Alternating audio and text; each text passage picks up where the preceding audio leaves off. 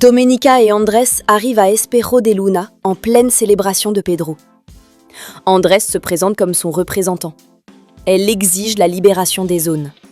Elle annonce des clôtures autour de la lagune. Luis Fernando conteste.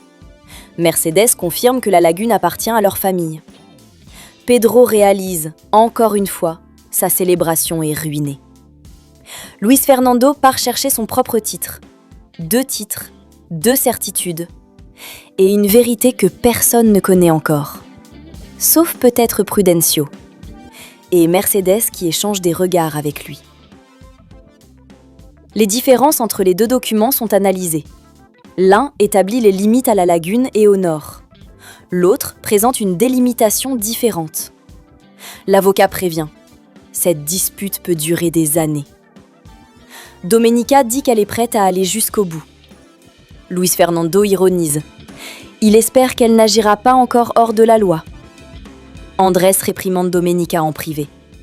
Il ne soutiendra pas des conduites illégales. Il conclut. Si le conflit est inévitable, il faut commencer par une démarcation officielle et chercher d'autres documents. Andrés qui dit la vérité à Domenica sans la ménager. Ce personnage, il l'aime assez pour ne pas lui mentir. Luis Fernando parle avec Sangenny. Il se demande s'il doit continuer les plantations au nord. Pedro refuse de croire que Genio ait menti. Luis Fernando décide de maintenir les plantations, en faisant confiance à la parole de son père. Mais Mercedes et Prudencio échangent un regard, comme s'ils cachaient quelque chose. Si ma théorie est correcte, ils savent quelque chose sur ces terres que personne d'autre ne connaît. Et ce secret, il va tout changer quand il sortira. Dans la cuisine, Andrés dit à Nicole que voir Domenica agir par impulsion est très différent d'entendre des récits. Nicole demande s'il n'existe pas une alternative au judiciaire. Andrés dit que oui, un accord direct entre Domenica et Luis Fernando, un partage des terres. Mais cette option n'a même pas été envisagée. Domenica se laissait trop facilement provoquer. Nicole soulève une hypothèse. Et si Domenica avait réagi par jalousie en voyant Chiara avec Luis Fernando ? Nicole qui voit tout, qui dit tout. La vraie question n'est pas de savoir qui a raison sur les terres. C'est de savoir si Domenica va pouvoir mettre ses émotions de côté. Gennaro et Roque s'inquiètent. Si quelqu'un analyse le titre de près, la fraude sera découverte. Gennaro ordonne à Roque de s'infiltrer à Espejo de Luna pour obtenir des informations. Gennaro qui joue sur tous les tableaux et qui commence à sentir que le sol se dérobe.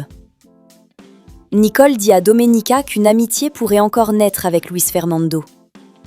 Domenica dit qu'elle a essayé d'être cordiale et qu'elle a reçu de l'indifférence en retour. Puis, elle avoue. Elle a embrassé Luis Fernando à la lagune, après avoir été provoquée. Nicole est stupéfaite.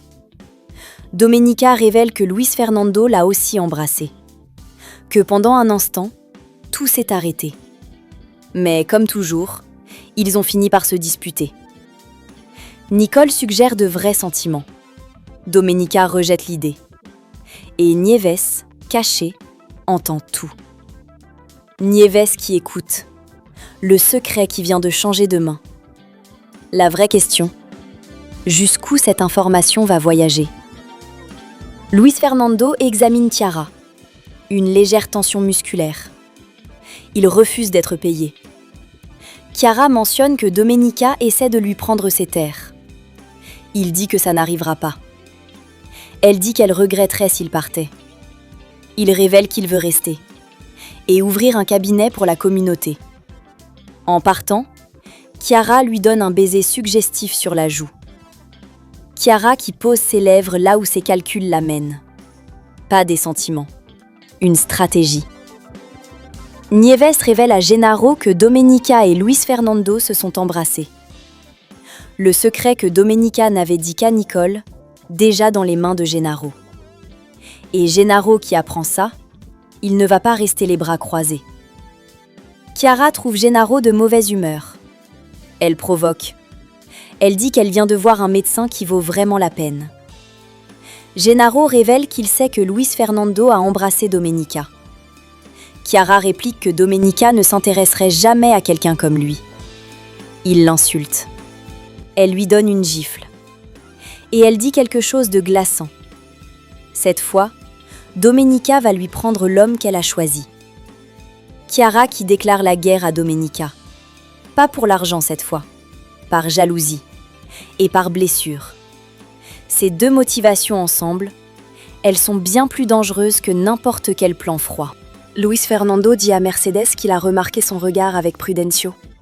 Mercedes confesse. Eugenio avait une autre femme dans ce lieu. Elle porte cette douleur depuis des années. Luis Fernando lui demande pourquoi elle ne lui avait jamais dit. Elle répond qu'il avait toujours idéalisé son père. Elle est venue ici pour soutenir son fils et pour apprendre à Luis Fernando la prend dans ses bras. Mercedes qui protège son fils en portant seule une vérité douloureuse depuis des années. Ce moment dit tout sur ce personnage. Domenica trouve Maria qui pousse une bicyclette chargée. Elle se présente. Maria reconnaît Domenica comme la femme de la chanson. Elle s'excuse. Elle dit qu'elle a vu son père composer la chanson et qu'elle l'a réprimandé, ce qui lui a valu une pinçon. Domenica lui dit de ne jamais laisser personne la blesser, même pas son propre père.